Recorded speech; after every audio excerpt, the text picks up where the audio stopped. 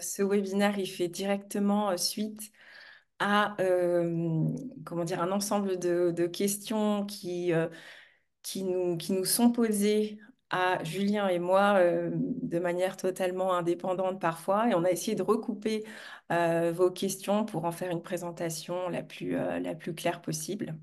Tu confirmes ça, Julien? Oui, tout à fait. Et puis sur les réseaux sociaux aussi, on voit beaucoup de questions en ce qui concerne de plus en plus l'activité hors convention, sur les activités de gymnastique, sur le pilate en particulier, mais ça peut être le yoga aussi. On a vraiment beaucoup de questions de kinésithérapeutes qui s'intéressent à tous ces domaines-là, et c'est même historique hein, de toute façon. Tout Mais à fait. c'est vrai qu'on sent vraiment qu'il y a un manque d'information, une information très difficile Ouais. à trouver. Oui, ouais, c'est un peu opaque.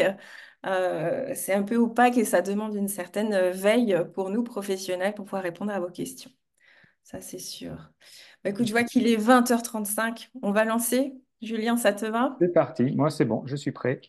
Ok. Eh bien, bonsoir à tous et merci de participer à ce webinaire que l'on a lancé il y a peu de temps et donc ça nous a laissé un délai assez court pour pouvoir communiquer là-dessus et pouvoir réunir un nombre suffisant de participants. Mais nous sommes ravis de voir qu'aujourd'hui, beaucoup de personnes ont répondu positivement à l'appel.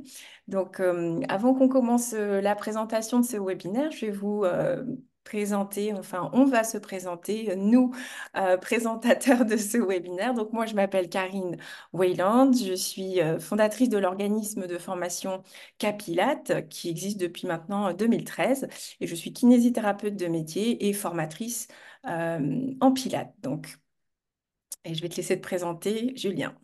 Eh ben, moi je suis Julien Chantre, donc j'ai fondé Kinéo Web, une agence digitale qui est spécialisée pour les kinésithérapeutes en 2016. Et ça faisait suite en fait à un questionnement de ma femme qui voulait développer une activité, une spécificité d'exercice en fait qu'elle avait. Alors les spécificités d'exercice depuis ça a beaucoup évolué, mais à cette époque-là c'était considéré comme une spécificité d'exercice et elle ne savait pas comment faire pour que les patients sachent ce qu'elle proposait. Parce que la kinésithérapie c'est un domaine tellement vaste. Et moi, je venais de terminer une formation en web marketing à ce moment-là. J'ai dit, bah, on va communiquer sur Internet. Et elle m'a dit, en fait, on n'a pas le droit de faire de site Internet. Donc, moi, ça m'a un petit peu interpellé. J'ai creusé la question. Effectivement, il y a des restrictions, il y a une réglementation, une déontologie à respecter. Mais en tout cas, la création de sites Internet était déjà autorisée depuis 2012. Donc, voilà, l'aventure a commencé comme ça pour moi. Pendant plusieurs années, j'ai créé des sites Internet uniquement. Et puis, je me suis rendu compte qu'il y avait quand même beaucoup d'interrogations quant à la communication de façon générale.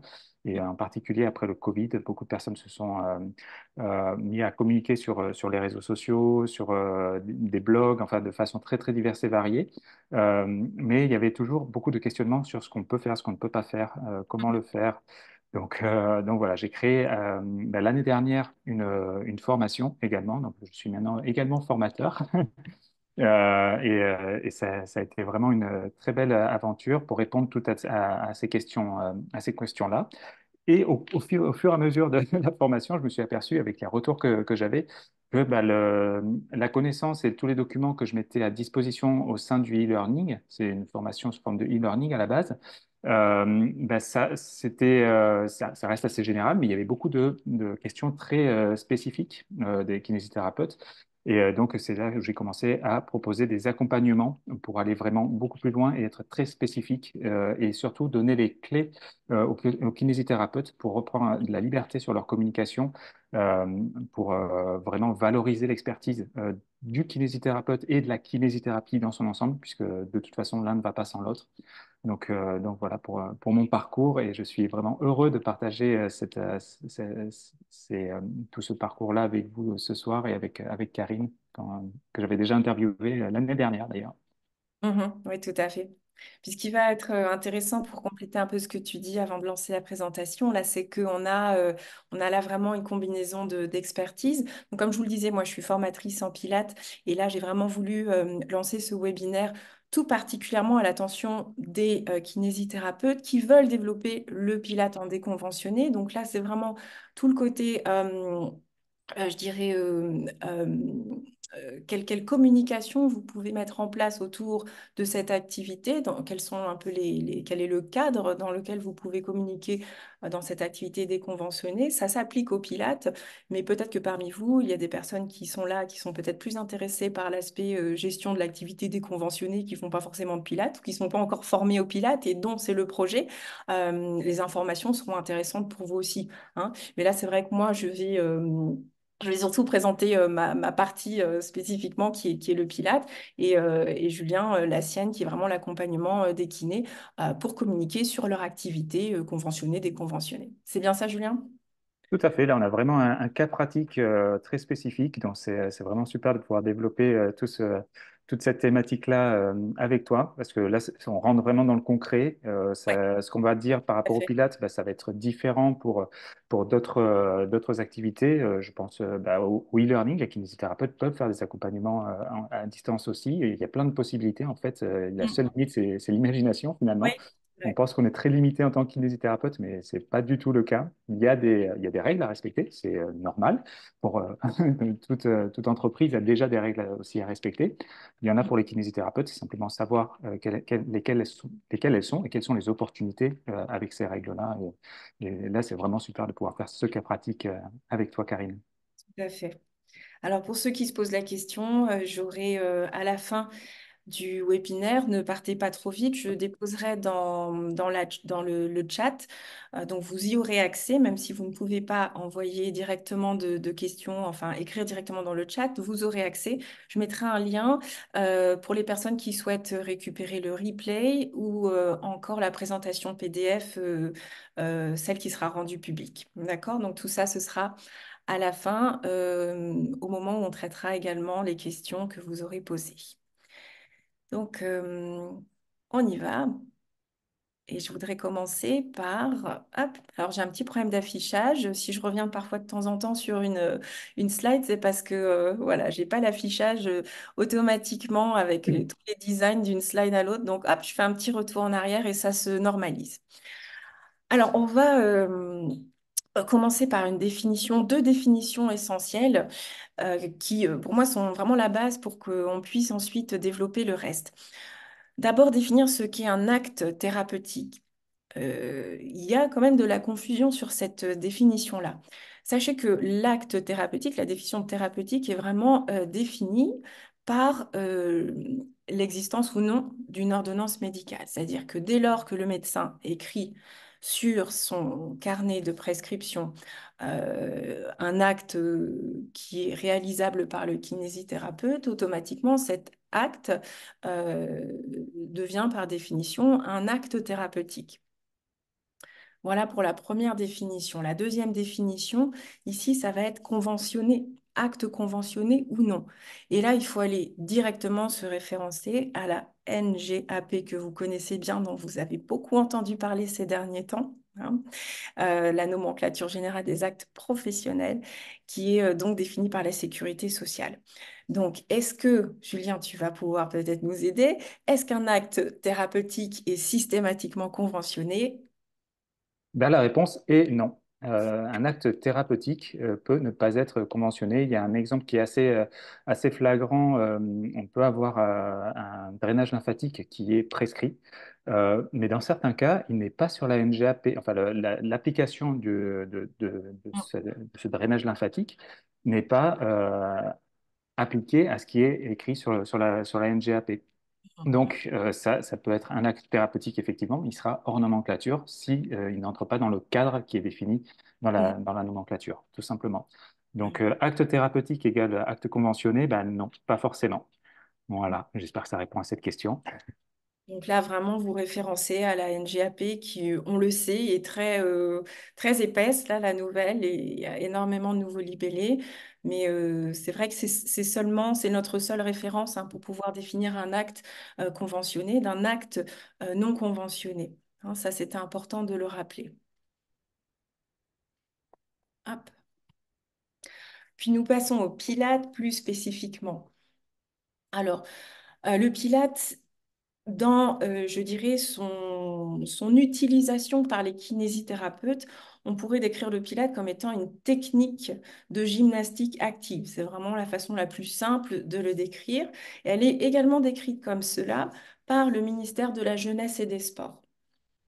Alors attention cependant, le Pilate n'est pas reconnu comme une discipline sportive, comme pourrait l'être le judo ou le basket, vous voyez. Mais le ministère de la Jeunesse et des Sports considère que c'est une technique émergente. Voilà, donc on n'a pas encore tout à fait, je dirais, de reconnaissance officielle par le ministère de la Jeunesse et des Sports. Ça, c'est une première chose. Ensuite, l'enseignement du Pilate entre tout à fait dans le champ de compétences du kiné, selon le Code de la santé publique. Et en fait, il n'entre pas en tant que Pilate, mais simplement en tant que technique gymnique active.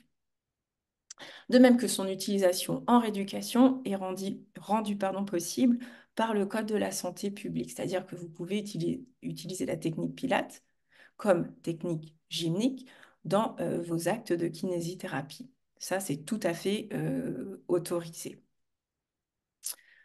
Donc ça, c'est déjà une première chose, hein. Si vous avez peut-être des questions là-dessus, je vous invite à utiliser comment dire, la boîte de questions et réponses.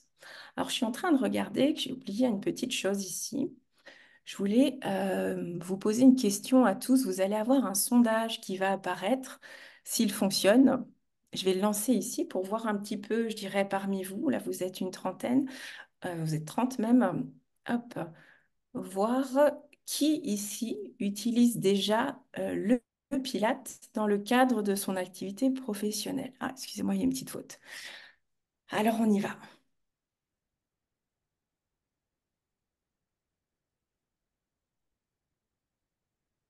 Juste pour revenir par rapport à l'éducation, à l'utilisation thérapeutique dans le cadre de la rééducation du patient, du kinésithérapeute, moi j'ai une demande justement ce matin d'une kinésithérapeute qui est dans ce cas-là, qui utilise le Pilate durant, enfin, des techniques de Pilate, en tout cas pendant la rééducation. Et ça rentre bien dans, dans l'acte conventionné. Mm. Euh, Ouais, mais ça, on va le développer un petit peu plus oui, tard aussi. tout à fait, ouais. Alors, je vois que il y a eu pas mal de réponses ici et on est presque à 50-50. Ce qui veut dire que certains d'entre vous ne sont pas encore dans l'enseignement du Pilate, pratiquement la moitié. Ça évolue encore un petit peu. Ok, très bien, intéressant. Hop. Alors, je vais juste en prendre note, excusez-moi. Hop, on arrive à 54, 46. Très bien, je vous remercie. Pouvoir sortir de là. Donc, effectivement, ce que tu dis, Julien, ça me permet de rebondir sur... Hop, on est ici. Donc, effectivement, l'exemple que tu utilisais, c'était donc l'exemple d'une kinésithérapeute qui utilise le Pilate dans ses actes de rééducation habituels. C'est ce que tu dis. Tout à fait, dans les actes conventionnés, en fait. Dans les actes Pendant sa conventionnels. séance de kinésithérapie conventionnée, elle utilise des techniques D'accord. de Pilates. Ok, très bien. Donc là, on est dans un contexte individuel. Donc le Pilate peut-il constituer un geste thérapeutique? Eh bien oui, au même titre que l'exercice physique actif représente en fait, fait partie du panel des techniques du kinésithérapeute. Donc c'est un geste qui peut être considéré thérapeutique à partir du moment où euh, il est employé dans un acte de kinésithérapie qui est prescrit. Hein. On parle vraiment de contexte là. C'est-à-dire que si vous avez une ordonnance médicale pour une prise en charge d'un patient lombalgique et que vous, dans vos techniques habituelles, vous utilisez à un moment particulier l'exercice physique pour rééduquer votre patient, et bien là, et que vous utilisez donc, pardon, le Pilate, eh bien là, le Pilate entre vraiment dans la catégorie de gestes thérapeutiques, puisqu'il s'inscrit dans la panoplie des techniques que vous utilisez dans le cadre d'une rééducation sous ordonnance. Donc le Pilate peut être un geste thérapeutique. Par contre, est-ce que c'est un acte conventionné, excusez-moi, donc, qui apparaîtrait dans la NGAP? Pas du tout. Une séance de Pilate seule ne représente absolument pas un acte conventionné. Le Pilate ne correspond à vraiment aucun libellé qui se trouverait et dans l'ancienne et dans la nouvelle nomenclature. D'accord? Donc ça, c'est important de le préciser. Pour autant, si vous regardez le petit encadré juste en dessous, la technique Pilate peut être utilisée comme geste thérapeutique dans une séance de kiné constituant un acte conventionné, pas décidément, parce qu'on est vraiment sur le sujet déconventionné, alors j'ai que ce mot à la bouche. Donc, la technique Pilate peut être utilisée comme geste thérapeutique dans une séance de kiné constituant un acte conventionné. Voilà. Tout Est-ce que à tu... fait. En fait, un acte déconventionné, ça peut pas être justifié par une technique ou un matériel particulier. En fait, les textes sont très clairs là-dessus. C'est-à-dire que si au cours d'une séance de kinésithérapie conventionnée, pendant la durée du traitement, on utilise des positions de yoga, par exemple, ou Hum, des techniques de pilates, en fait, on ne peut pas le facturer en supplément. Ça ne peut pas être quelque chose qu'on va justifier comme un acte déconventionné, puisque là, ça rentre vraiment parfait. dans le cadre de la séance conventionnée. C'est Donc, ça. il faut bien différencier le fait qu'on utilise le Pilate dans une séance de Pilate vraiment qui va au-delà de la séance de kinésithérapie conventionnée, et donc bien séparer effectivement les deux parties. Mais on peut tout à fait utiliser le Pilate comme technique dans une séance thérapeutique conventionnée. Mhm.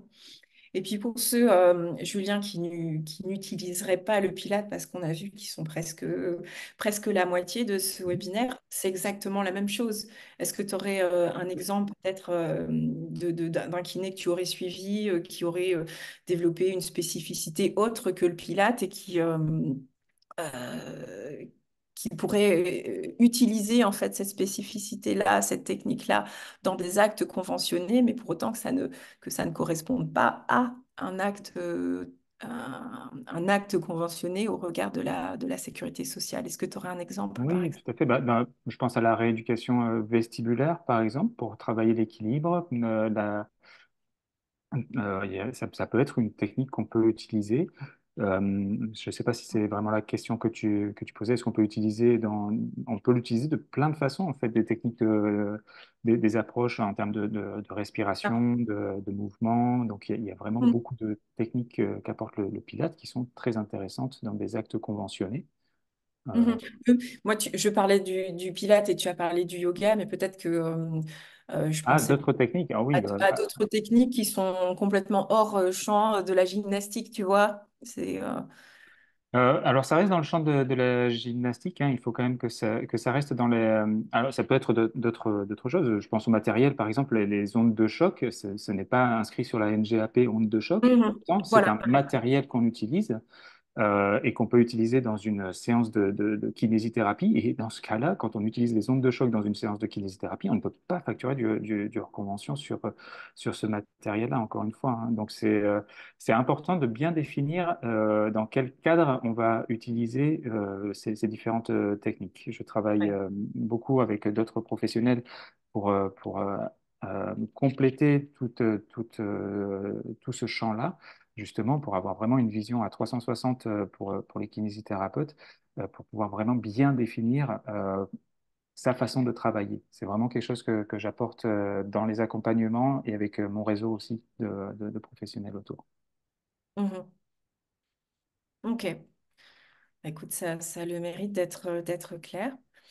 Encore une fois, si vous avez des questions, hein, je vous invite à vous rendre dans la section questions et réponses. Je vois qu'il y a de nouvelles personnes qui sont arrivées. C'est aussi pour ces personnes-là qu'on le reprécise.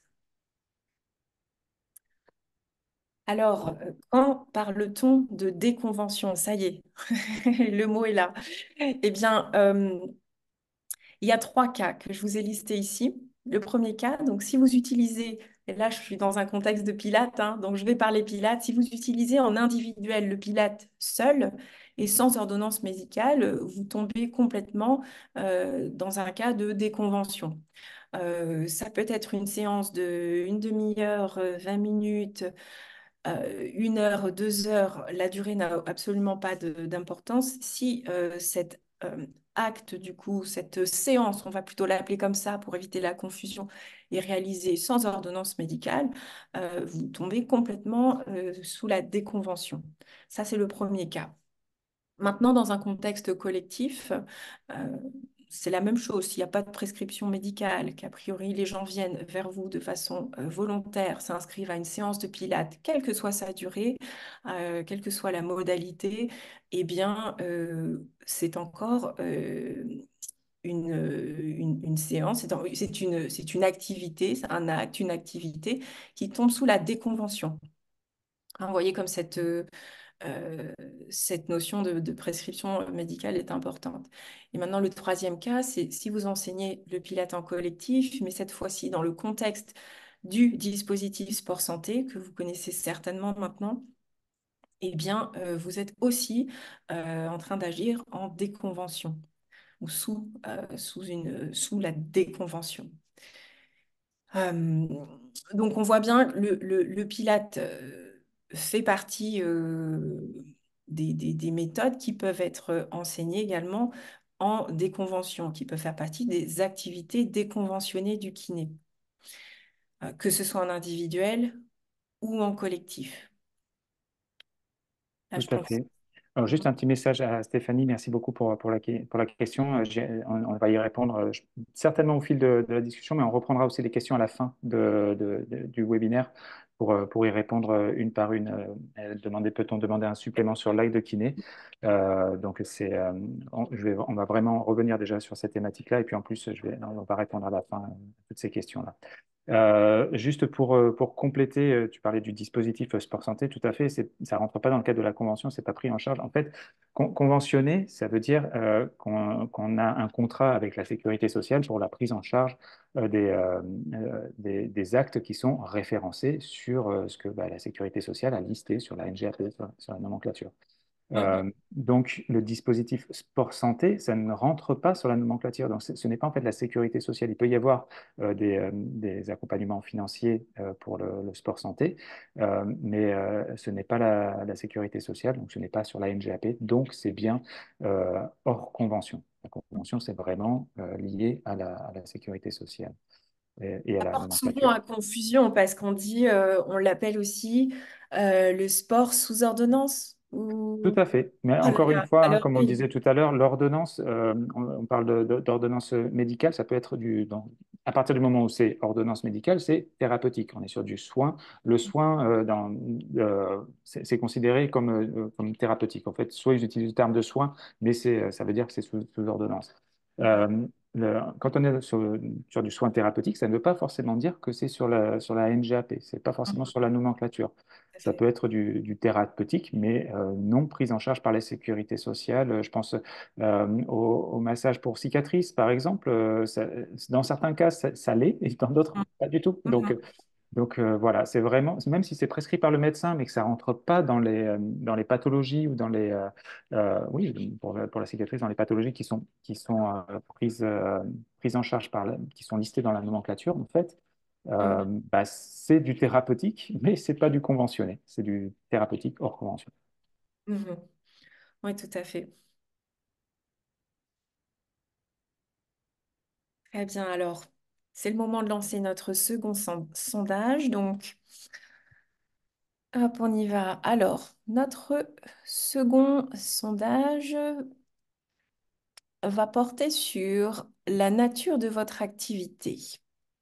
Eh bien, peut-être que certains n'ont peut-être pas, je dirais, bien connaissance des différentes activités en fait possibles du kinésithérapeute. Donc, je vais vous mettre ici en présentation, avant qu'on parle peut-être des trois, les trois natures d'activités qu'on a voulu vous présenter avec Julien. Une activité mixte, c'est une activité dans laquelle vous réalisez, en fait, vous êtes en partage entre une activité conventionnée et déconventionnée, mais tout se fait au sein de la même, je dirais, de la même structure, de la même entreprise. Une activité déconventionnée, ce serait votre activité à 100% déconventionnée. Et ce qu'on appelle une activité cumulée, ce serait vraiment deux activités distinctes, séparées. Par exemple, je suis kiné 3 jours par semaine et 2 jours par semaine, je donne des cours de tennis ou je donne des cours de pilates, on va aller directement à l'essentiel, euh, au sein d'une structure qui est vraiment complètement séparée de mon cabinet.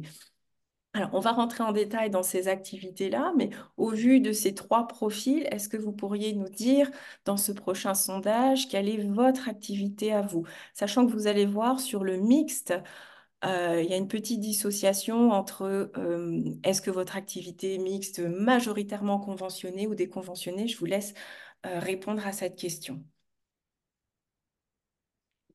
Je l'ai lancé? Alors, je le vois pas, moi. Je ne sais pas. Attends. Ben moi, je le vois. Ça y est, si, si. Oui. Euh, Ok. ah non, alors attends. Ah, attends, j'ai peut-être cliqué. Oui, oui, c'est bon. J'avais pas cliqué. Il y a un petit bouton sondage, en fait. J'avais dû le, le fermer tout à l'heure, certainement. Si c'est le cas pour vous aussi, il y a un Mais bouton sondage en bas. Ah non, je sais, je crois savoir ce qui se passe. Attendez, c'est que le premier n'a pas été fermé. Ah oui, ouais, parce que c'est le premier sondage en plus aujourd'hui. Mais je n'arrive pas à le fermer. Je crois que c'est parce que tout le monde n'a pas répondu et que j'ai dû le mettre obligatoire. Il y a 3 personnes qui n'ont pas répondu, excusez-moi, hein. Est-ce que... Ah, Voilà, ça on y veut est. des noms, on veut des noms. Ouais, allez, c'est gentil, merci. Allez, il m'en manque un. Moi, je peux pas voter, hein. J'essaye, mais je peux Non, pas. non, allez, il nous reste une Mais personne. je ne sais pas. 32 sur 33, je crois que c'est bon. 32 sur 32. Bah écoutez, normalement, je peux sortir, mais je ne suis pas sûre. Allez, je vais essayer. Sinon, ce n'est pas grave, on passera cette question. Non. Hum,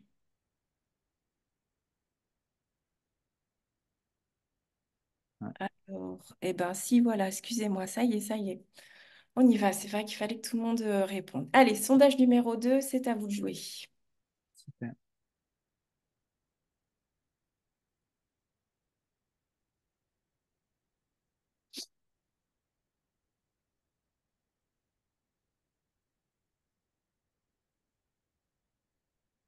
Alors, il y en a peut-être qui connaissent pas aussi la différence entre cumulé Mhm.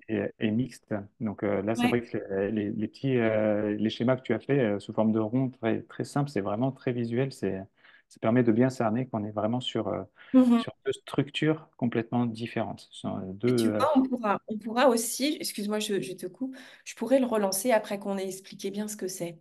Ça peut être Alors, intéressant. j'ai Bérangère qui ne voit pas le sondage de son côté. Alors, il y a un petit onglet en bas à droite. C'est quand on a fermé le précédent, normalement. Il y a un petit sondage quiz en bas à droite. C'est un petit logo. Peut-être en cliquant dessus. Je ne sais pas si ça a fonctionné. Ça y est, merci. Merci, Bérangère. Ok, super, merci Bérangère.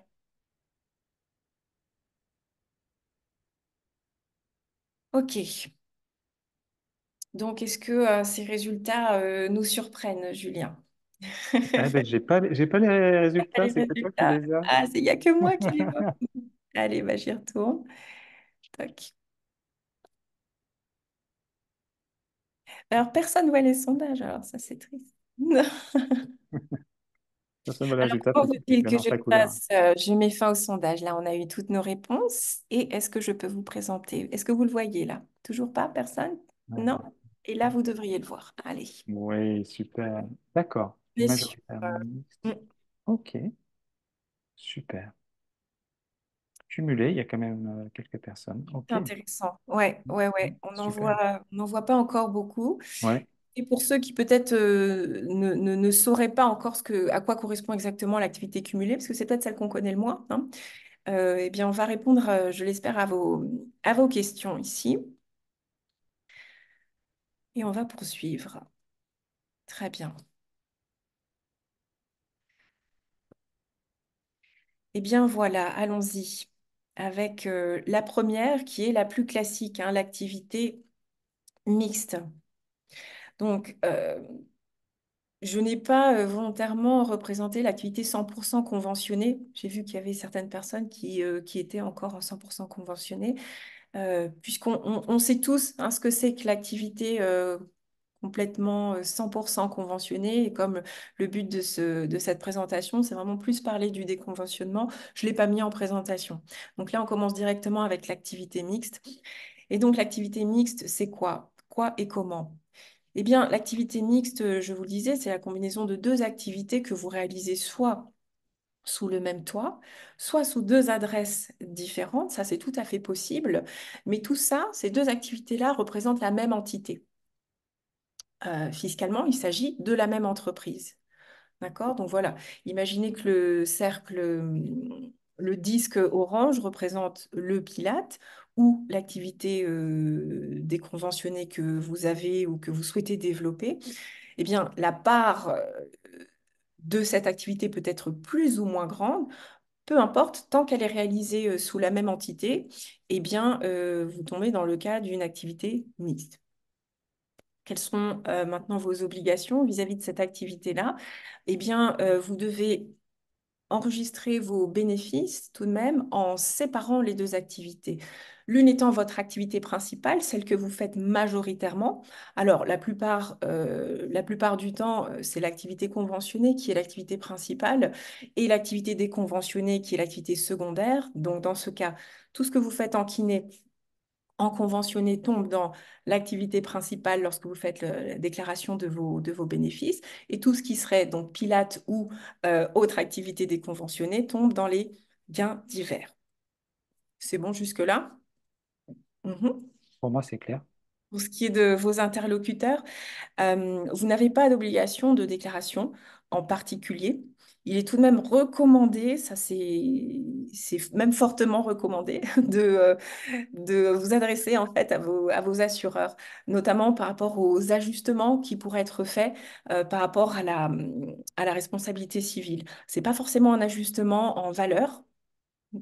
Notez bien que parfois ça peut arriver, mais par contre, c'est vrai que plus ils connaissent les détails de votre activité, mieux vous êtes protégé. Voilà, je pense on peut le dire comme ça. Tout à fait, oui. Ça, c'est très important parce qu'effectivement, de regarder si c'est bien inscrit sur son assurance noir sur blanc. Parce que le jour où il y a un problème, ils vont dire, oui, mais c'est Hum, pas écrit noir sur blanc. Donc, c'est vraiment hum. important d'avoir ça qui soit écrit. Alors, souvent, c'est de toute façon sur le champ de compétences des kinésithérapeutes. Sur leur lieu de travail, parfois, ils distinguent si c'est sur le lieu sur le lieu du cabinet ou si c'est sur un autre lieu. Donc, c'est important de bien regarder quand même cette partie-là, effectivement. Oui, et de toute façon, s'il y a deux lieux d'exercice, les deux lieux doivent être assurés d'une manière ou d'une autre, hein, bien Tout à évidemment. fait. Quelles sont maintenant vos obligations? Eh bien, vous agissez complètement en tant que kiné ici, donc votre obligation déontologique, elle est complète, totale, hein. Donc votre inscription à l'ordre est obligatoire. Et en termes de communication, et je vais laisser peut-être Julien euh, développer là-dessus, vous dépendez complètement de la déontologie du MK, hein. Tout à fait. C'est en fait, c'est exactement la même chose que en tant que kiné conventionné à 100%. On reste avant tout kiné. Encore une fois, conventionné, c'est simplement le contrat qu'on a avec la sécurité sociale pour la prise en charge des actes, de certains actes qui sont sur la NGAP. Mais ça, c'est une partie. L'autre partie, c'est l'inscription à l'ordre des kinésithérapeutes qui entraîne de facto de respecter la déontologie. Et en échange, on peut utiliser le titre de kinésithérapeute et tout le champ de compétences du kinésithérapeute. Donc, que ce soit en activité conventionnée ou mixte, ou même 100% déconventionnée, d'ailleurs, on va le voir après, en fait, on dépend vraiment de la déontologie en termes de communication digitale et en termes de tout, finalement. On dépend de la déontologie du kinésithérapeute. Tout à fait. Oui, tout à fait. Eh bien, on va y aller vers la déconventionnée, l'activité 100% déconventionnée, puisque Tu viens d'en parler. Hop, on a un petit décalage visuel. Hop, c'est revenu. Alors, de la même façon, ici, vous décrire dans les grandes lignes ce que c'est que l'activité déconventionnée à 100%. J'ai vu que certains étaient... il y a eu un faible pourcentage, mais j'ai vu du déconventionnement. Alors, quoi et comment? Eh bien, les actes déconventionnés fusionnent avec les actes conventionnés, dans le sens où vous n'avez plus cette distinction-là, vous n'avez même plus cette appellation-là, si je puis dire. Hein. On ne... Julien, tu es d'accord là-dessus? Quand on Pardon, est j'étais en train 100%, de regarder un message. aussi, quand on est 100% déconventionné, les actes ne sont... On n'a plus cette appellation de actes conventionnés, déconventionnés. Tout tombe. Ah oui, oui, tout à fait, hein. Là, on n'a plus de contrat avec la sécurité sociale, tout Exactement. On simplement. a rompu complètement son contrat avec la sécurité sociale. Aucune prise en charge des actes par la sécurité sociale. Ça peut être pris en charge par des complémentaires parfois, mais en tout cas, la sécurité sociale n'a plus rien à voir avec vous en tant que déconventionné à 100%.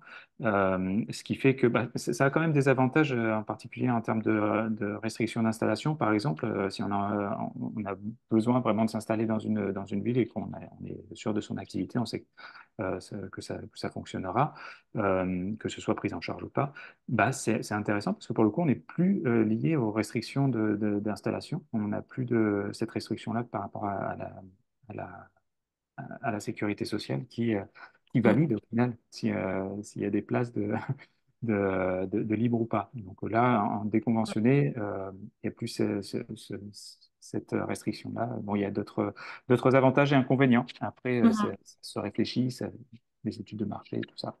Un projet qui se réfléchit. Alors, les obligations, ici, donc vous avez dans le cadre de cette activité très spécifique une déclaration unique des bénéfices avec une comptabilité unique. Par rapport par rapport à la question de la carte d'éducateur sportif qui, moi, m'est souvent posée puisque j'enseigne le Pilate et les gens qui se forment avec moi, qui sont intéressés par le Pilate dans un contexte déconventionné, se pose la question de la carte d'éducateur sportif, est-elle obligatoire ou pas?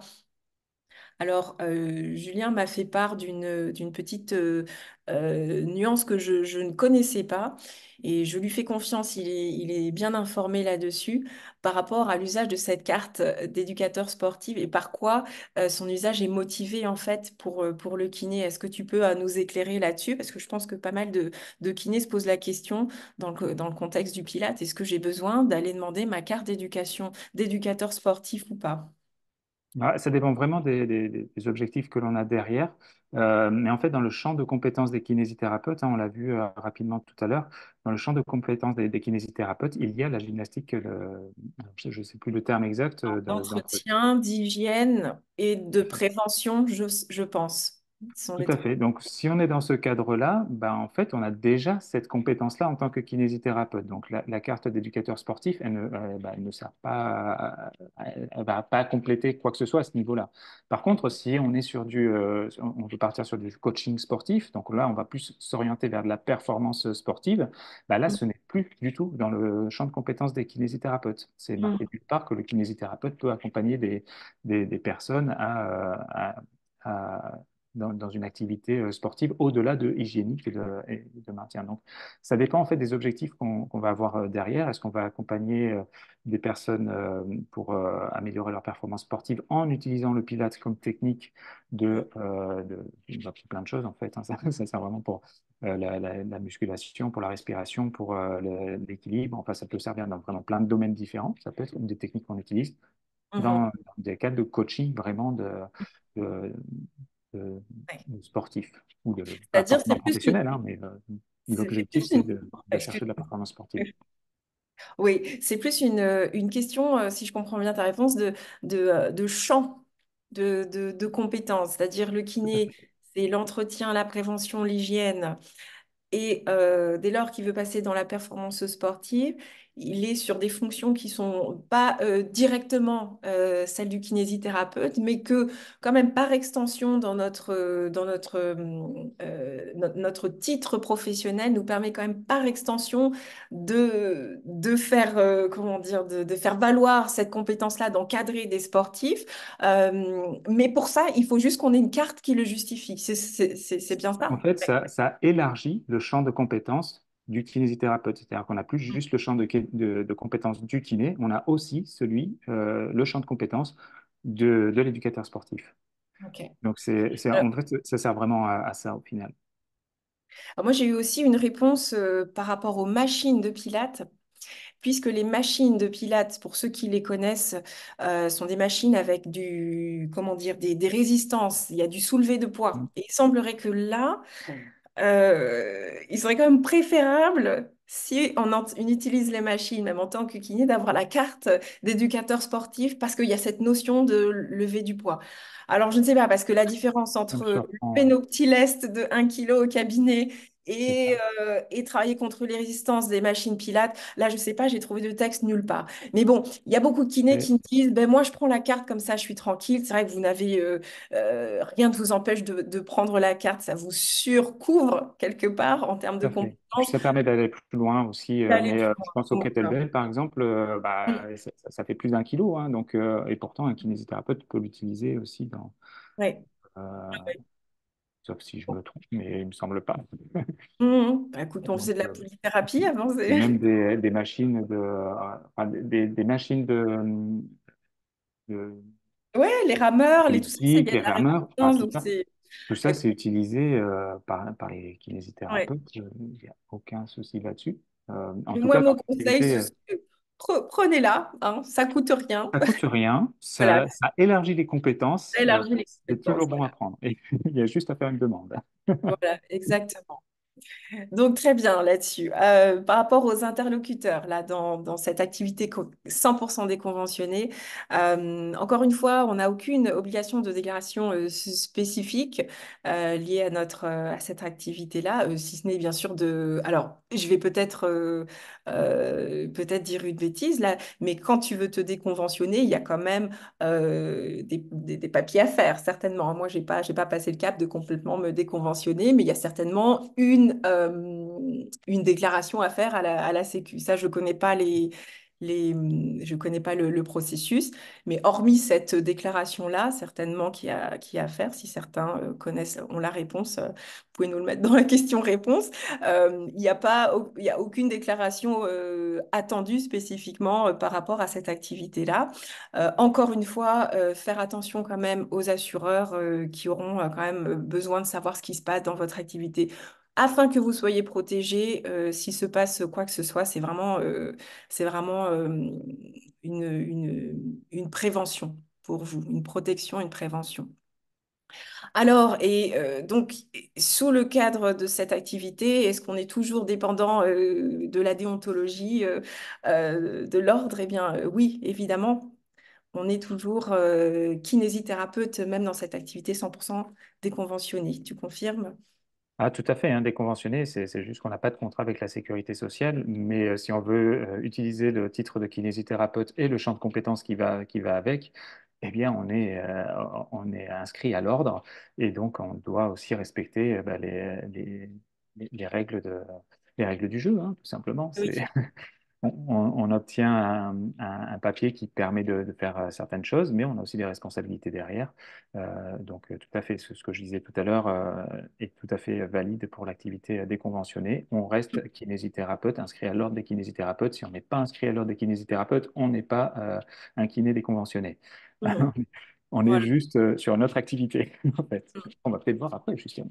Tout à fait. Et pour autant, ce que tu disais, c'est qu'il y a quand même plein de possibilités en termes de communication. Ça, tu reviendras un petit peu là-dessus plus tard. Tout à fait. Même lorsqu'on agit et qu'on dépend de la déontologie des masseurs kinésithérapeutes, hein. Ouais. Tout à fait. Il y a vraiment beaucoup d'opportunités. Alors, il y a des règles à respecter, on ne peut pas faire n'importe quoi, mais il y a vraiment un champ d'action qui est très large. Mhm. Je pense qu'on va le développer un petit peu plus tard. Mhm. Voilà, enfin, le dernier cas de figure.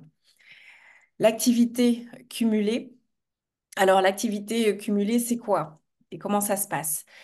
Eh bien, dans ce cas-là, votre activité conventionnée et votre activité déconventionnée sont vraiment deux entités à part. Pour autant, elles peuvent être réalisées sur deux adresses distinctes, hein. Là, je vous parle de local, ou sous le même local. Ça, j'étais pas sûre, je ne le savais pas, mais Julien m'a confirmé cela, n'est-ce pas?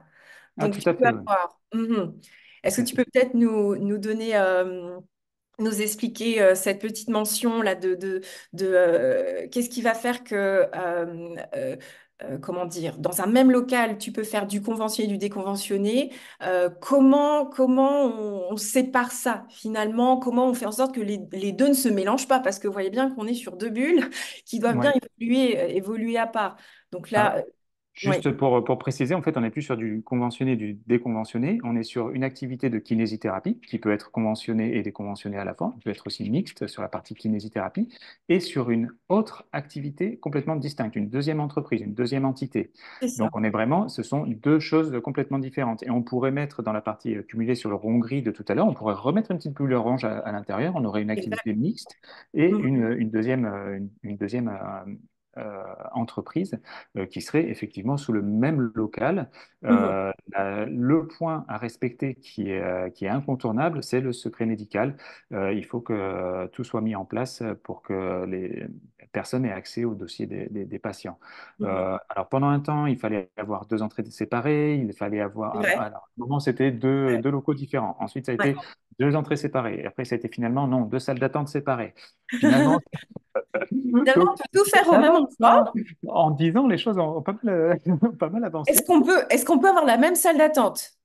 On peut avoir la même salle d'attente. On peut tout à fait avoir la même salle d'attente. Ce qui va être important, bah, c'est que dans cette salle d'attente, il n'y ait pas les dossiers des patients. Je ne vois pas ce que ça ferait là-dedans. Mais en tout cas, on est sur deux activités pour le Pilate qui sont deux activités BNC, qui est des bénéfices non commerciaux. Donc, c'est tout à fait possible d'avoir ces deux activités-là au sein du même établissement. Il y a des choses qu'on va voir après au niveau de la communication qui sont très très importantes là pour le coup. Mhm. C'est toujours très important. Mais, bon, il y a quand même des petites choses auxquelles il faut faire attention. Mais en tout cas, oui, on peut tout à Ouais, fait avoir dans un même local une salle de sport et les salles de soins de kinésithérapie ouais, sous le même toit, hein. tout à fait. Alors, ça peut sembler un peu étrange, mais aujourd'hui, les textes le permettent. Donc, je Tout à trouve que ça fait. offre une belle opportunité aussi par rapport au développement de son activité. On n'a pas besoin de multiplier les sites. Tu vois, on peut être au même endroit. Alors, là, je dirais que pour revenir sur cette question de carte d'éducateur sportif, elle est plus justifiée dans ce cas-là. Alors, si on repart vraiment sur notre exemple de la petite bulle grise, c'est du kiné et la bulle orange, c'est du pilate, que ce soit sur deux locaux distincts ou au même endroit, comme les activités sont absolument séparées, n'ont rien à voir l'une avec l'autre, dans la première, vous êtes kiné, dans la deuxième, vous n'êtes pas kiné. On est d'accord? Tout à fait.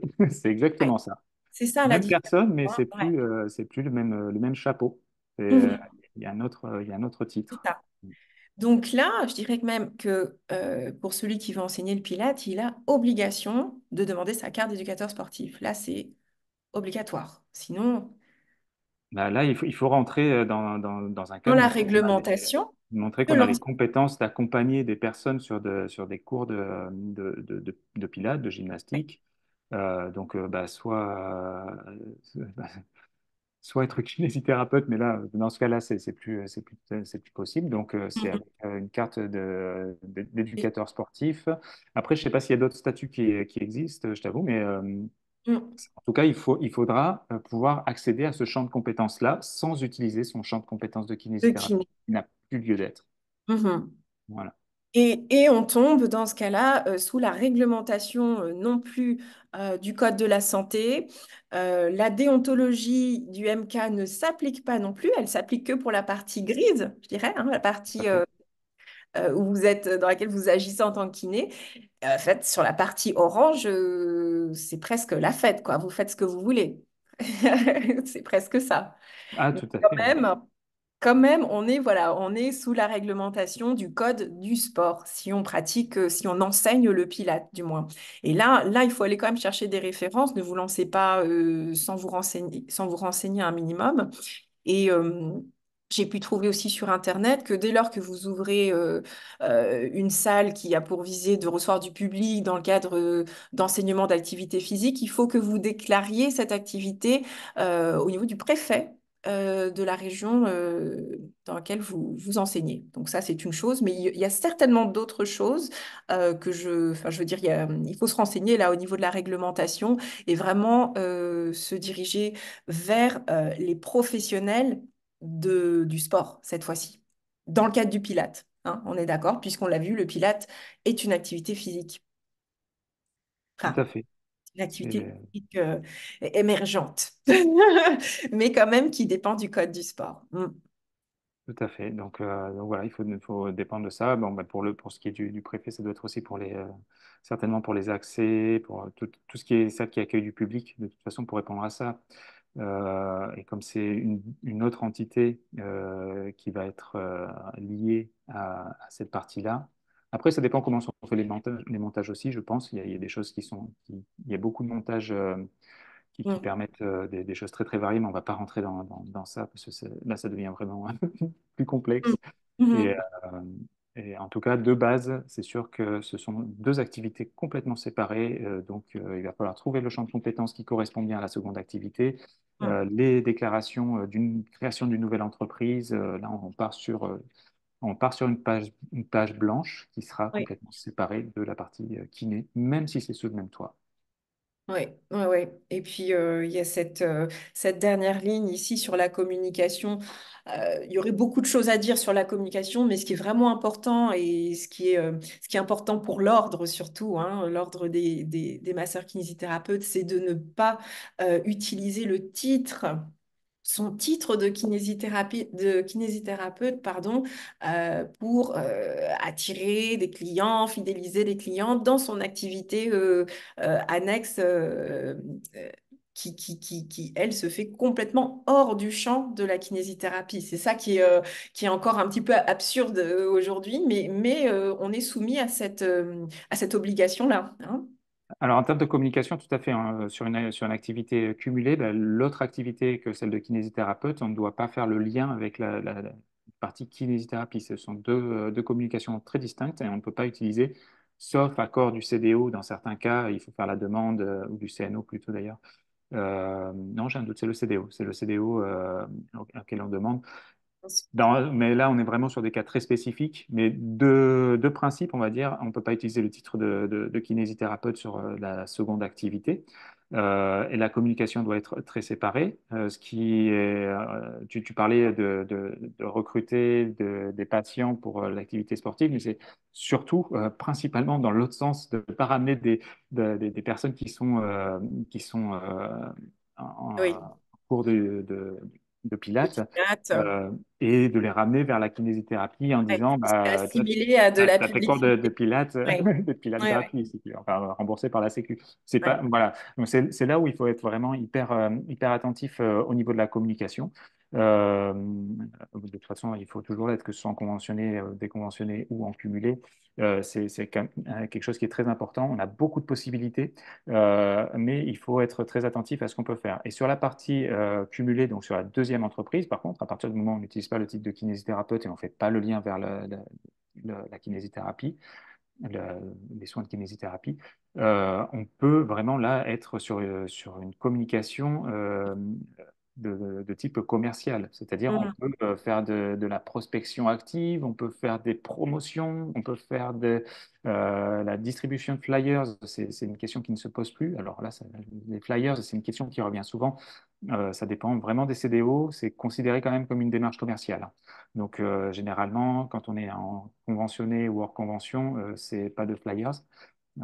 C'est des affiches au sein du cabinet ou alors des flyers, mais au sein du cabinet. On ne peut pas les distribuer en tout cas. Des affiches au sein du cabinet ou sur le lieu, si on est sur une autre salle où on fait des cours, on peut mettre une affiche là aussi. Mais, Mhm. mais sinon, c'est vraiment très réglementé côté kinésithérapie et côté seconde entreprise, bah, là, on dépend de la déontologie des sportifs, des éducateurs sportifs, pardon. Et donc, bah, en fait, il y en a pas. Donc, on peut faire des actions commerciales, on peut vraiment partir sur quelque chose de beaucoup plus actif en termes de communication. Oui. Mhm. Donc ça, c'est Mhm. un gros avantage, hein, vraiment pour les personnes qui veulent développer une activité conséquente. Il y a plein de montages qui permettent en plus d'optimiser ça au niveau fiscal il y a plein de possibilités, mais en termes de communication, bah là, c'est la porte ouverte Mhm. Mhm. à tout finalement, et c'est beaucoup plus efficace, Oui. beaucoup plus efficace. En tout cas, on peut aller vraiment beaucoup plus loin en utilisant par exemple des promotions. Ça, c'est quelque chose qu'on me demande souvent. Est-ce qu'on peut faire des promotions sur l'activité hors convention? Ben non, c'est une action commerciale, et là, on peut pas faire ça. Oui. Donc, Alors, est-ce qu'on peut offrir une séance de pilates gratuite en alors, on va activité pas offrir famille? une séance de pilates gratuite. On va inviter à découvrir. Ah, vous entendez tous, hein? Attention, le mot On va gratuit. inviter à découvrir, Euh, à tester, à voir ouais. si ça correspond. On fait pas de cadeaux, on fait pas d'offres promotionnelles. Non, voilà, c'est une offre d'essai, pour voir si ça peut convenir à la personne, si ça rentre dans ce qu'elle pourrait mettre en place pour une gym hygiénique, ou si ça lui convient pas. Et dans ce cas, bah, non, on laisse. Alors là, on est vraiment sur un discours kinésithérapie, justement, enfin, avec la casquette kinésithérapeute. Mhm. Alors que bah, le discours avec la casquette deuxième entreprise, bah, c'est un cours acheté, trois cours offerts. Enfin, bon, là, j'exagère un peu, mais Non, on peut faire ça. ok. Mhm. Il faut faire attention aux termes qu'on emploie, oui, oui, effectivement. Alors que dans Exactement. l'activité cumulée, c'est vrai que l'activité cumulée offre cet avantage-là d'une liberté quasi totale sur l'activité déconventionnée. Euh, et ouvre le champ des possibles, quoi. C'est clair. Et puis, tu le disais en off, peut-être peu de gens se dirigent vers cette option-là parce qu'il y a peut-être la peur d'accumuler la gestion de deux entités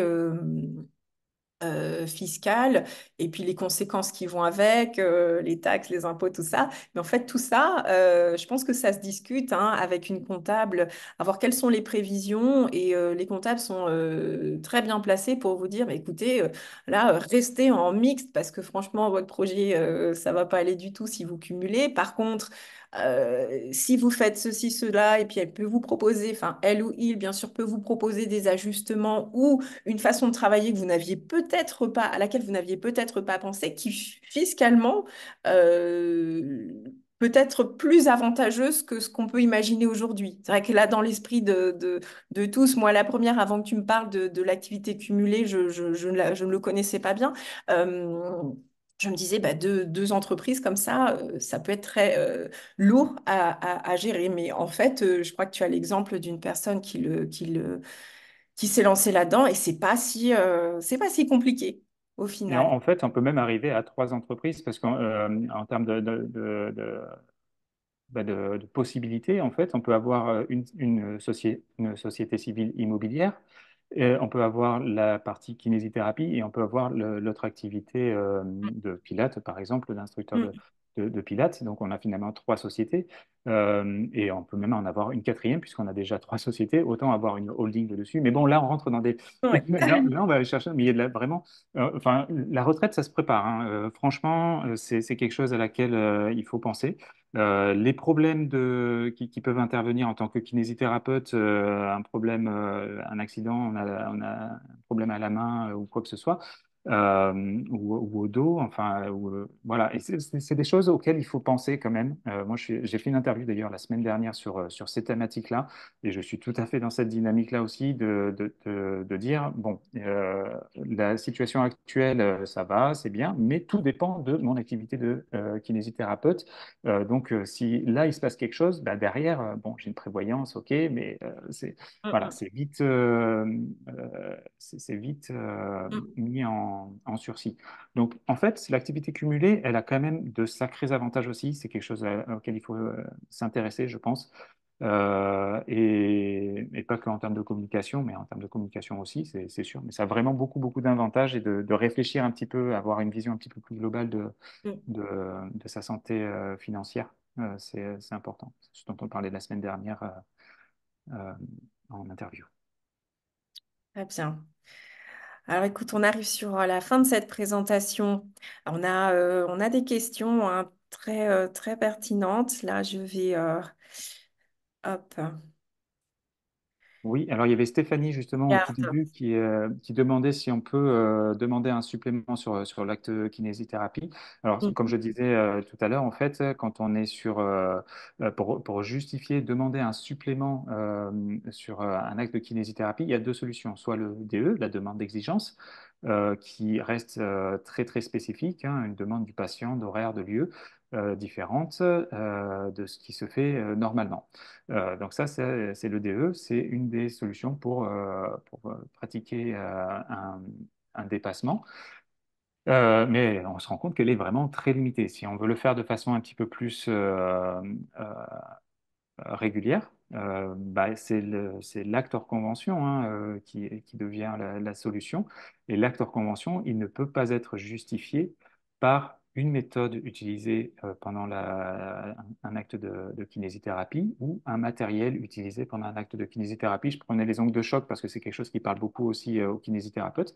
On utilise du matériel d'ongles de choc pendant une séance de kinésithérapie, ça ne justifie pas de le faire. On peut le faire pardon, de faire un acte, de facturer un acte hors convention. On peut facturer un acte hors convention si on est sur de la gestion de la douleur, par exemple. Gestion de la douleur, ce n'est pas dans la NGAP et on va prévoir un moment pour la gestion de la douleur avec plusieurs méthodes qu'on va mettre en place et pourquoi pas utiliser les ondes de choc à ce moment-là. Mais il faut que ce soit en fait très, très clairement défini. Encore une fois, moi, je travaille avec des personnes qui font ce travail-là de bien définir les différentes zones d'intervention et c'est beaucoup plus clair pour le kinésithérapeute, c'est beaucoup plus clair pour les patients. Il y a plus de soucis du tout avec la sécurité sociale, puisqu'au final, c'est pas l'ordre, hein, c'est vraiment avec la sécurité sociale que ça bloque. C'est clair. L'acte hors convention, il est ce qu'il est, il est bien défini, et l'acte conventionné, il est bien défini aussi. Quand on est sur une activité mixte, c'est très très important de faire ce travail en amont, de bien définir les différentes façons de travailler. Euh, et pour le Pilate, c'est relativement simple finalement, puisqu'on peut vraiment définir des séances de Pilate. Mhm. Pour les ondes de choc, par exemple, c'est un petit peu plus délicat pour certaines Mhm. personnes qui les utilisent en tant que matériel et qui veulent le Oui. facturer comme ça. Donc là, ça permet vraiment d'être dans les clous, d'être tranquille, de respecter tout ce qui est écrit dans les textes sinon, bah, on peut faire comme beaucoup, on peut faire du DE systématique jusqu'au jour où ça passe pas, en fait. Donc tant que ça passe, bah, ça passe, ça va, tout va bien, mais le jour où ça passe plus, en fait, on se rend compte on a mis tout ça en place de façon un petit peu aléatoire et bah, ça tombe comme un château de cartes, alors que si on fait les choses bien depuis le début, en fait, c'est pas plus compliqué et on est tranquille. Et les patients, ils comprennent, quand on est vraiment dans cette démarche-là de bien savoir soi-même ce qu'on propose et pourquoi on le propose, bah, le patient, il va dire, ah ben oui, c'est vrai que c'est un bénéfice pour moi, plutôt que d'aller voir un masseur Renata, je dis une marque, faut pas, euh, un masseur de drainage lymphatique qui facture 160 euros. Si mon kinésithérapeute, il peut faire ça avec ses compétences sans que ce soit forcément marqué la marque que j'ai dit tout à l'heure. Voilà, en fait, il y a cette communication qui est très très importante avec les patients et surtout en amont bah, de bien définir, ok, ça c'est ça et ça va là. Et là, à partir de là, une fois que c'est clair, en fait, c'est clair pour tout le monde, c'est justifiable très facilement si l'ordre commence à dire, ah oui, j'ai eu une dénonciation d'un tel. Enfin, il dit Mhm. jamais ça, mais c'est souvent comme ça que ça se passe, malheureusement. Mais en tout cas, bah, non, regardez, c'est clair. Il y a des devis signés. J'avais créé un document, un devis, je le remettrai en ligne c'est pour ceux qui veulent. Donc, une fois que c'est clair, c'est bien défini, vraiment, il y a beaucoup, beaucoup de possibilités. Donc Ok, bah, j'espère que ça répond à ta question, Stéphanie. et je pense que Euh, ça répond à la question de beaucoup Oh, Marion, bonjour. Il y Ouais, a justement, Marion qui est j'allais passer à la kinésithérapeute. question de Marion. Bah, Ouais. vous connaissez? Bon. Oui, oh, depuis longtemps. Bah oui, Super. oui, j'ai créé son site internet, je crois que c'était en 2017. Et au début, on avait communiqué sur bah, son activité de kinésithérapeute. Elle commençait tout juste avec le Pilates. Ok. Et, Bah, bonjour on Marion. a, depuis, on a vraiment séparé les deux communications. Et donc, elle Alors, on écoute avait ta question, Marion. Alors, vas-y, tu peux nous lire, Julien, si tu veux. Alors, j'avais mon expert comptable que si l'activité pilote n'était pas dans la même locale que son activité kiné, nous étions soumis à la TVA si elle est enseignée auprès de si Elle s'est renseignée elle auprès de s'est renseignée l'ANGAC. Je pense auprès que c'est une d'Angac. Ouais. association Oui, oui, tout à fait. ouais, Ah ouais. de Alors, il faut être absolument pardon. dans notre cabinet, vu que c'est le prolongement de notre activité. Et selon elle, toujours éducateur sportif, c'est lorsqu'on fait ailleurs, Ailleurs. dans le cabinet. Et dans ce cas, on est soumis également à la carte d'éducateur sportif. Donc, il y a une question de lieu, d'après Marion, Mm. qui connaît très très bien, parce que ça fait, ben, elle a maintenant sa salle aussi où elle fait des cours de pilates. Elle a vraiment bien séparé ces deux activités-là. Donc, Euh, Marion a une activité cumulée. Est-ce que c'est bien ça? Et elle demande si l'activité Pilates est soumise à la TVA. Est-ce que c'est ça? Est-ce que je comprends l'activité cumulée? Alors, non, Marion, elle précise en fait hein, que pour la carte d'éducateur, c'est quand c'est en dehors de son cabinet. Euh, ça me surprend un peu quand même parce que on peut être kinésithérapeute à l'extérieur aussi, mais enfin, le titre de kinésithérapeute et le champ de compétences du kinésithérapeute ne s'arrête pas à son local forcément. Sinon, il n'y aurait pas de kinésithérapeute à domicile non plus. Il n'y aurait pas d'intervention dans différentes structures, que ce soit pour la prévention ou d'autres. Euh, Là-dessus, on a répondu que c'était plus une question de champ de compétences ouais. et non Mais pas du... ok, en tout cas, je note ça, Marion. Merci beaucoup pour ça. Et Je pour vais ce qui est recréer. de l'activité Pilates soumise à à la TVA, euh, pour moi, la réponse que j'en ai, c'est que, et on avait vu ça en off aussi, c'est que l'activité physique euh, enseignée par le kiné, puisque c'est le kiné qui anime la séance, ces bénéfices-là ne sont pas soumis à la TVA parce qu'on est dans l'activité kiné. Alors avec dans une certaine mesure, on a un forfait dont on parlait tout à l'heure quand on préparait la présentation. Est-ce que c'est de ça dont elle parle? Est-ce que si je reviens, est-ce qu'il s'agirait de ça, Julien? Alors, si on est sur sur deux activités vraiment distinctes, avec deux sociétés différentes, bah, effectivement, la deuxième activité n'est pas dans le champ de compétences des kinés, puisque c'est pas du tout lié au kiné. Hmm. Donc, il y a la TVA qui s'applique avec un plafond. Alors, c'est pas un plafond, c'est une, Un franchise de forfait. TVA. Ouais, je sais plus le terme. Qui est à 39 100 euros par an. Donc, en dessous de ça, il n'y a pas enfin, il y a la possibilité de ne pas avoir la TVA. On peut demander à ne pas payer la TVA. Ouais. Quand on agit en tant que kinésithérapeute dans le champ de compétences de kinésithérapeute, la gymnastique fait bien partie des actes qui sont exonérés de TVA. Donc, si c'est dans un autre local, à moins qu'on soit, euh, je suis en train de réfléchir, Si elle a un chiffre d'affaires on au-delà de... intervient pour quelqu'un d'autre dans le cadre d'une autre entreprise, mais on reste toujours sur de l'activité de kinésithérapeute déclarée en tant que kinésithérapeute. Donc ça reste vraiment. Je ne vois pas pourquoi ce serait différent si c'est un local différent, mais en tout cas, je vais creuser vraiment cette Hmm. question du local différent. Bon, je Euh, regarde deuxième Comment ça partie. se justifie? Parce qu'on est vraiment engagé en tant que kinésithérapeute Ouais. sur son champ de compétences. Et bah, c'est bien marqué dans les textes que sur le champ de compétences du kinésithérapeute, de- la gymnastique d'entretien n'est pas soumise à la TVA. Mhm. Donc voilà, ça c'est ce que disent les textes. Après, et j'ai pas du tout vu de notion de lieu hein, sur ce texte-là. Je remettrai Écoute, le. Marion, si on a une réponse à ça, et moi, je serai preneuse aussi avec Julien, on communiquera là-dessus, peut-être Tout à par fait, hein, on renverra Instagram. par. Ah ouais, Instagram où on a vos adresses Bah, moi, aussi sur ma mailing list, hein, directement, tous ceux ouais, qui sont inscrits, ils auront l'information et de toujours la pareil. TVA.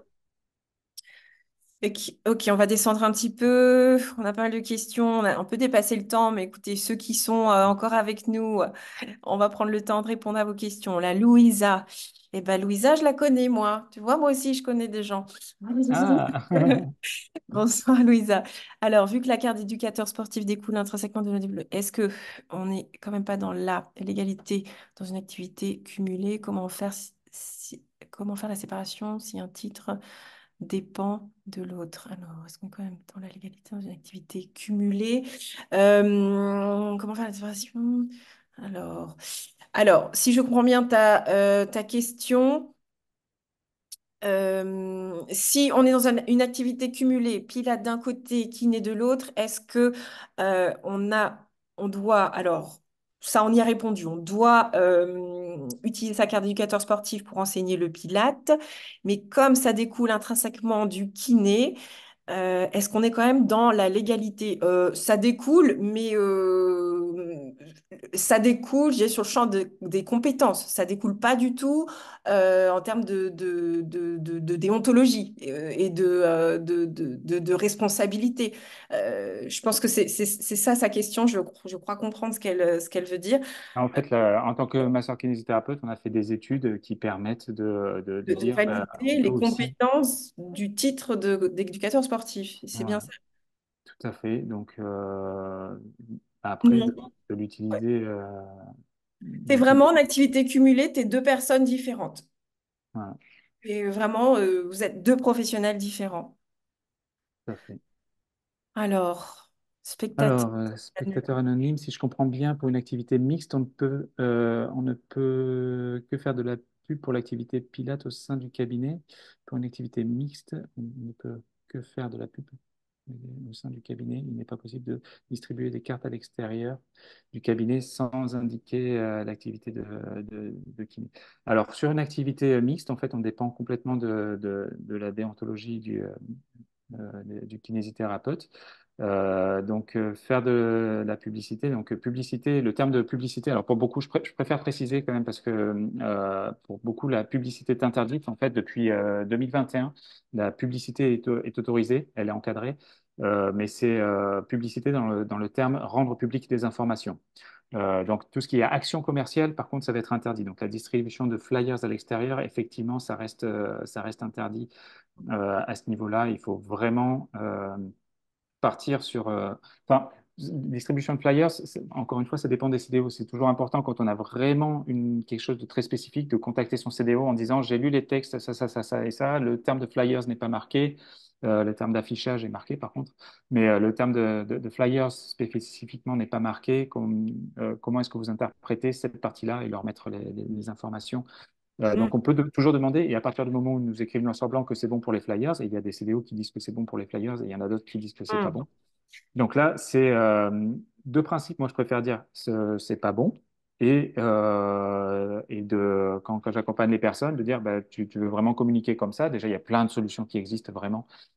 Si tu veux vraiment communiquer comme ça, ce qu'on va faire, c'est qu'on va préparer un courrier un email au CDO et on va vraiment mettre toutes les informations qu'on a pour leur faciliter le travail parce que ça, c'est quelque chose. Quand on pose une question ouverte, ils n'ont pas toutes les informations entre les mains. Ils vont répondre rapidement sur bah, ce qu'ils pensent être vrai et qui a peut-être changé il y a 2 ans. Ils sont pas au courant. mm.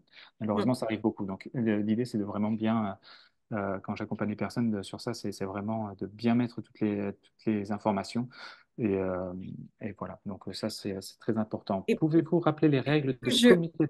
pardon, Oui, est-ce que je peux, excuse-moi, parce que j'ai parcouru un peu compris. les questions, malheureusement, on va pas pouvoir répondre à tout, donc je vais essayer de pêcher un petit peu celles qui sont les plus... Enfin, elles sont toutes intéressantes, hein.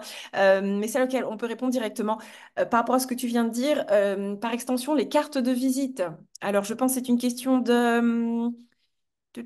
C'est pas Sarah, excusez-moi, je cherche, c'est l'air qui nous dit, est-ce que sur ma carte de visite de kiné, je peux écrire cours de pilates? Normalement, c'est comme pour les plaques sur les façades, hein, mais encore une fois, c'est pas spécifiquement marqué dans la déontologie, cette partie-là.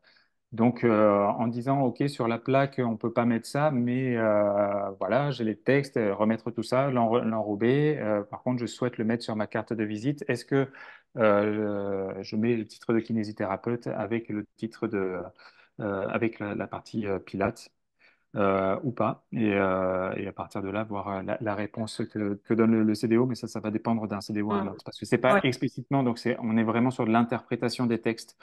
Et là, c'est d'interprétation. Donc, le mieux, c'est de mettre toutes les infos, faciliter le travail au CDO et leur poser une question, pas une Alors, question piège, mais une question, comment on fait, plutôt que de dire est-ce que je peux, c'est de dire comment est-ce que je peux ouais. faire.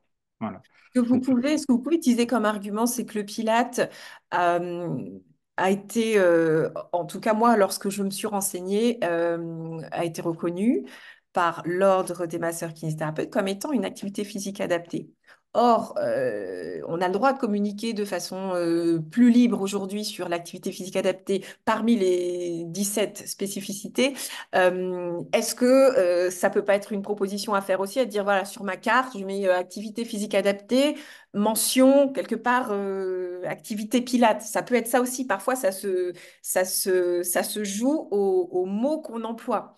tout à fait. Si Ah tu bah, utilises le complètement terme d'ailleurs. instructeur pilate, par exemple, ça passe pas. Normalement, instructeur pilate, il y a quand même une fédération en France de professionnels de pilate qui réglemente un petit peu les choses. Bon, ils n'ont pas pouvoir de loi, mais ils essaient de réglementer quand même. Eux considèrent que instructeur pilate, c'est une personne qui a fait une formation d'un an en pilate, quoi, de quelques heures, 300 heures et plus. Donc, il y a des terminologies, il y a des termes qui ne passent pas. Or, nous, on nous a donné accès à des termes comme l'activité physique adaptée. Donc, pourquoi pas utiliser ce canal pour pouvoir amener les gens vers le Pilate ou pouvoir communiquer sur le Pilate. Je ne sais pas, c'est une voie à prendre, mais effectivement. Ah, Moi, tout je à fait. conseille toujours l'échange avec l'ordre et leur présenter les choses de façon, et même parfois les informer parce qu'ils ne sont pas toujours au courant de ce qui se passe. Leur dire, bah voilà, moi j'ai vu ça, ça, ça. Qu'est-ce que vous pensez? Est-ce que j'aimerais faire ça? J'aimerais imprimer un flyer, j'aimerais faire une carte. Les textes semblent dire que c'est OK. Est-ce que vous me donnez votre accord ou pas, quoi? C'est un petit peu comme ça qu'il faut présenter Mm. les choses, je pense. Ouais. Oui, oui. Juste pour rebondir sur ça, effectivement, il y a 17 spécificités de kinésithérapeutes qui sont reconnues maintenant. Donc, ça, c'est important de les utiliser. Donc, il y a quand même des choses à mettre, des cases à remplir pour pouvoir afficher une spécificité, hein. C'est 80 heures de formation. Mm. Donc, euh, donc voilà, mais effectivement, sur l'activité physique adaptée, on peut le mettre. Est-ce qu'on peut mettre Pilates? Bah, là, je dirais que non. Mais en tout cas, sur la plaque, c'est sûr que non. On peut mettre activité physique adaptée, mais pour mettre Pilates, ça va être vraiment compliqué. Ouais, Il ouais, va oui. falloir avoir des arguments très très costauds auprès de l'ordre pour qu'ils Ouais. écrivent noir sur blanc que c'est bon. J'ai juste Mélissa qui est aussi Vas-y. une idée que j'accompagne depuis le mois de décembre, il me semble, et qui demande en tant que tutrice de cabinet, si une de mes collègues donne un cours de pilates, demandez-vous une rétrocession ou un prix fixe. Alors là, je ne pourrais pas répondre, mais peut-être que si toi tu as ce genre de solution, Mélissa. Euh, Alors, c'est délicat, là. Tu me mets dans une position délicate, là. Les Pardon. rétrocessions.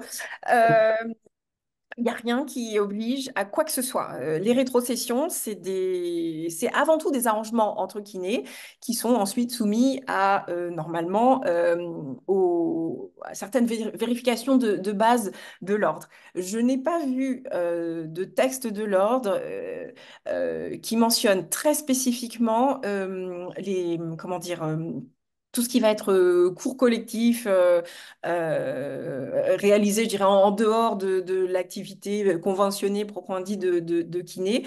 Je n'ai que des exemples ici et là. Et l'ordre n'a pas, je ne pense pas que l'ordre est tranché là-dessus.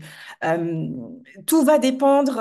Je pense que de manière générale, la rétrocession est justifiée à partir du moment où vous utilisez les locaux et certains autres dispositifs qui vous sont mis gracieusement en place. Enfin, gracieusement, pas gracieusement, justement, Pour le qui coup. vous sont mis à dispo. À dispo. Maintenant, ça va dépendre du matériel que vous utilisez. Est-ce que vous allez acheter du matériel ou est-ce que le matériel est déjà en place?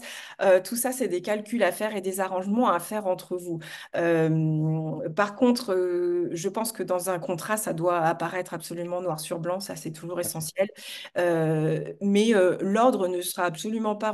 Enfin, ils vont regarder, mais ils n'ont pas tranché là-dessus. Tant qu'il y a une proposition qui est cohérente, avec les locaux, le matériel, l'activité et que les deux parties sont d'accord, il n'y a aucun problème. Mais je n'ai pas, là-dessus, je peux pas trancher. Il y a des kinés qui appliquent exactement la même rétrocession, quelle que soit l'activité faite sur place. Et puis, il y a des kinés qui vont effectivement faire un distinguo entre les actes kinés et puis ce qui se fait à côté, quoi. Là, Mélissa, je n'ai pas la réponse. Par contre, ça peut valoir le coup de sonder un petit peu. Moi, j'aime bien faire des sondages et demander comment ça se passe dans ce cas de figure en particulier. Voilà. Ok, j'ai une question Allez, de on va Céline. peut-être en prendre seulement les deux dernières, hein, pour Ah, pas ouais. qu'on finisse trop Ah ouais, tard ouais, il y en non a plus. beaucoup. Oh là Allez. là. Ben ouais, ouais, ça pose pas mal de questions. On va en prendre encore deux, Julien. Est-ce qu'on peut pêcher deux questions qui nous semblent, on va dire, couvrir pas mal de choses comme ça Ouais. on- Alors, tu voulais voir ici. Donc, alors, Marion, du coup, et la TVA, tout ça, on va chercher les réponses, hein. Ça, il y a aucun souci, ça nous intéresse beaucoup. Et on vous donnera des réponses sur la TVA, hein. Il n'y a pas que Marion qui pose cette question, donc on reviendra dessus. Maintenant, Julien, est-ce qu'il y a une autre question ici qui te... Oui, merci beaucoup, hein, Marion. Donc, je reconfirme que, sauf quand c'est notre activité déconventionnée est ailleurs qu'au cabinet. Ok, ben, je vais rechercher les textes sur ça. Ouais. C'est très bien. Et qu'est-ce que j'avais vu? Oui, Céline qui demandait, est-ce qu'un kiné complètement déconventionné peut s'installer en zone surdotée? Oui. Mhm. Fiscalement, l'a déjà abordé, quels sont les avantages ou désavantages s'il y en a de l'activité cumulée? L'activité cumulée, fiscalement, il y a vraiment Ah, il y a vraiment là beaucoup. des avantages. Ben là, ça se discute vraiment avec un fiscaliste. Il y a beaucoup d'avantages, mais il faut bien monter le dossier aussi. Ouais, ouais, Sinon, ça devient vite des désavantages. Donc, c'est important de bien, de bien monter ouais. son dossier. Y a-t-il la possibilité de cumuler trois activités, exemple kiné, pilates ou yoga, activités d'artisanat? Je crois pas qu'il y ait de limite en termes Mm. de cumul d'activités. J'ai jamais vu ça. Par contre, en termes de tant que ça porte pas atteinte euh, à la, je sais plus quel est le terme non plus, mais en tout cas, par exemple, chanteur de rue, non, on peut pas. Il y a une autre chose qui est importante à savoir, c'est qu'on peut pas non plus être kinésithérapeute et auto-entrepreneur. Donc voilà, il y a des petites choses comme ça à savoir, mais en termes de limite d'activité, non, des kinésithérapeutes qui ont 3, 4, 5 activités, j'en connais au moins un déjà. Donc, euh, donc voilà, s'il y a pas, tant que l'un n'est pas lié à l'autre après. Voilà, dois-je prévenir l'ordre des kinés? Qu'est-ce que je dois prévenir l'ordre des kinés que je donne des cours? Ouais, allez, ce sera notre dernière question. Je pense que j'ai Allez. fait un petit peu le tour. Alors, est-ce qu'on doit prévenir l'ordre des kinés? Tu... Pardon, vas-y, non, si, Dis-moi, toi. Euh, Moi, par expérience, j'ai toujours prévenu l'ordre des kinés de ce que je faisais, mais parce que je suis aussi quelqu'un qui aime bien faire les choses. Voilà, j'aime bien mettre les choses dans l'ordre, hein. Euh, le fait que l'ordre soit au courant ou pas de votre activité kiné, je ne pense pas que ça change grand-chose pour eux. Par contre, d'un point de vue de l'information, des statistiques, ça peut être intéressant de voir que de plus en plus de kinés font du pilate ou s'intéressent au pilate. Et peut-être qu'en voyant que de plus en plus de personnes déclarent cette adjonction d'activité qui fait complètement partie de votre métier et de votre pratique professionnelle, eh bien peut-être que les choses peuvent un peu plus facilement bouger et évoluer en tout cas. Parce que s'il y a une demande, eh bien, ils vont peut-être, ça va peut-être les inciter à s'y intéresser un petit peu plus. Donc moi je suis tout à fait pour déclarer ça à l'ordre. C'est vraiment une déclaration qui n'a aucune conséquence directe pour vous. Alors après, c'est toujours bien au téléphone de discuter avec la personne, un peu de lui expliquer ce que c'est que le pilate, parce que pour certains, le pilate, c'est vraiment qu'est-ce que ça vient faire en kiné, quoi. Il faut expliquer que c'est une activité gymnique, une technique gymnique, et que ça fait tout à fait partie de de nos compétences, et donc on aimerait en faire une activité donc déconventionnée ou la combiner à notre activité conventionnée. Voilà. Alors, si c'est en conventionné, je dirais, il n'y a pas vraiment nécessité que vous en parliez, hein, puisque vous n'allez pas avertir l'ordre de toutes les techniques kiné que vous utilisez, mais en déconventionné, c'est toujours bien d'aller leur dire ce qu'on fait. Je dirais, l'intérêt pour moi, il est vraiment d'un point de vue statistique, et puis ça permet d'avoir une base sur laquelle pouvoir évoluer, faire évoluer la pratique du kiné enfin, la pratique du pilate auprès des kinésithérapeutes. Plus on est nombreux, plus on peut faire bouger les choses. Voilà, ce serait ma réponse. Oui, tout à fait. Et après, faut pas hésiter à les solliciter, mais toujours en leur donnant un maximum de clés entre les mains, parce que sinon, Oui, si on a une question qui est trop large et superficielle, ils vont avoir tendance à répondre ouais. sans explorer très très loin. Alors, c'est juste qu'ils ont du travail aussi, hein, et que Mm. c'est plus facile si on met toutes les clés et qu'on formule vraiment très précisément ces questions.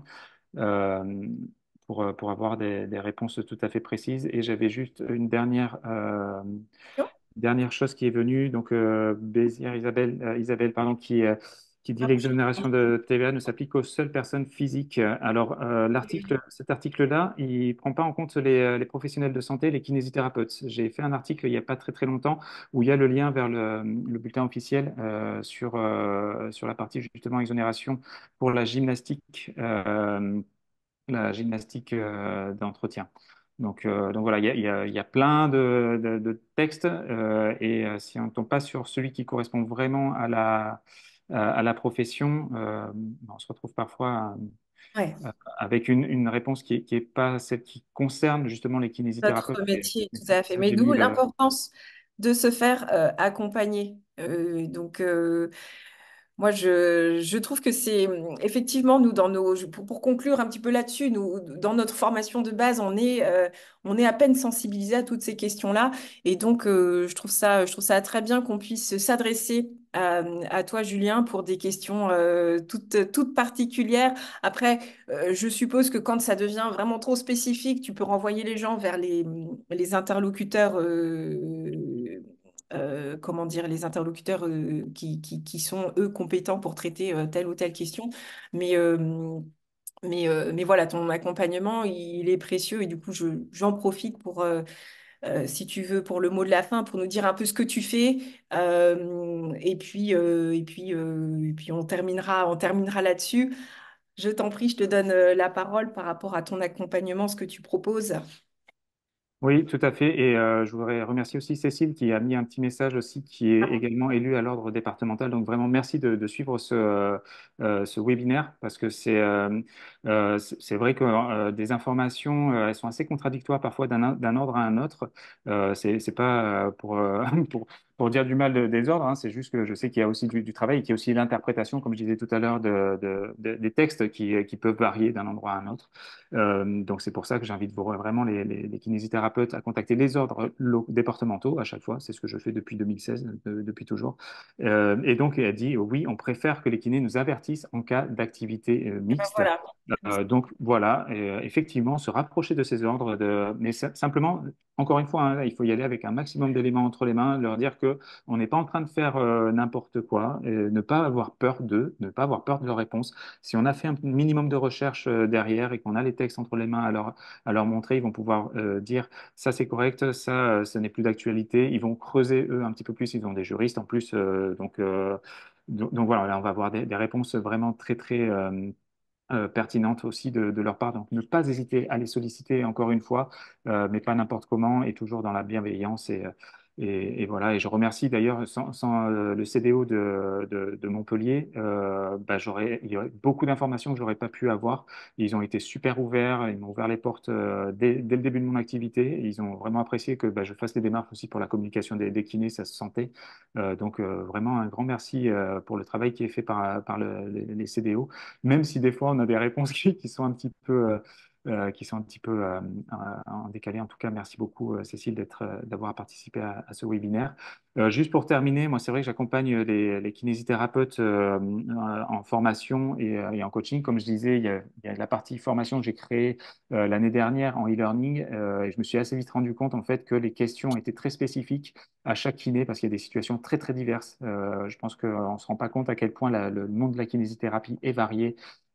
Et donc la partie accompagnement, coaching, c'est vraiment un travail qui est fourni sur la spécificité du kiné. Mélissa pourra en parler par exemple, qui était là ce soir. Merci aussi d'être venue ce soir, Mélissa. Et donc voilà, on se pose pendant 1 heure de coaching à chaque fois. Je fais des séances des sessions, pardon, des formations avec 4 séances de coaching intégrées. Et on se pose pendant 1 heure, mais 1 heure ensemble, pour moi, c'est beaucoup de travail aussi derrière. Et donc de recherche, de contact, de réflexion aussi beaucoup. Donc voilà, c'est vraiment un échange qui est très enrichissant. On a tout un groupe aussi sur WhatsApp de kinésithérapeutes qui ont suivi la formation, qui se forment sur ça. J'ai Mélissa qui m'envoie des messages d'ailleurs sur WhatsApp actuellement. Donc, euh, donc voilà, c'est quelque chose, c'est très enrichissant. On partage vraiment beaucoup. C'est une formation qui est faite de vidéos très courtes parce que je sais que vous n'avez pas beaucoup de temps. Là, on a pris beaucoup de temps d'ailleurs ce soir. Mais j'ai fait des vidéos très courtes pour aborder ces sujets-là. Et il y a tous les documents légaux, les bulletins officiels, euh, la déontologie, le code de déontologie, tout ça, c'est dans la formation aussi si on veut creuser sur quelque chose de particulier. Et après, encore une fois, il y a les accompagnements individuels. Et pour ce soir, pour vraiment remercier aussi Karine d'avoir organisé cet événement-là et pour vous remercier d'y avoir participé, bah, aux 5 premiers qui s'inscrivent cette semaine, pardon, il est tard, qui s'inscrivent cette semaine à la formation, je vais vous mettre le lien. Bah, pas dans les chats pour le coup. Ah bah non, il n'y a pas de chat. Bon, bah, je vous Euh, enverrai. alors, il n'y a pas de chat, mais tu peux. Alors, je vais le tester de suite et on va peut-être prendre juste une personne qui pourrait nous dire est-ce que vous recevez bien le message ici dans le chat pour tout le monde. Voilà, je veux bien qu'une personne me dise juste oui, message bien reçu. Comme ça, je saurai qu'on peut vous laisser des liens ici. En principe, oui. Sinon, il va falloir que je vous envoie tout ça par mail. Est-ce que quelqu'un peut me dire si un message a été reçu dans le chat, s'il vous plaît? J'ai écrit message. Oui, très bien. Bon, c'est bon. Donc, tu peux mettre des liens, des informations dans la boîte chat et ils les trouveront. Enfin, les participants les retrouveront.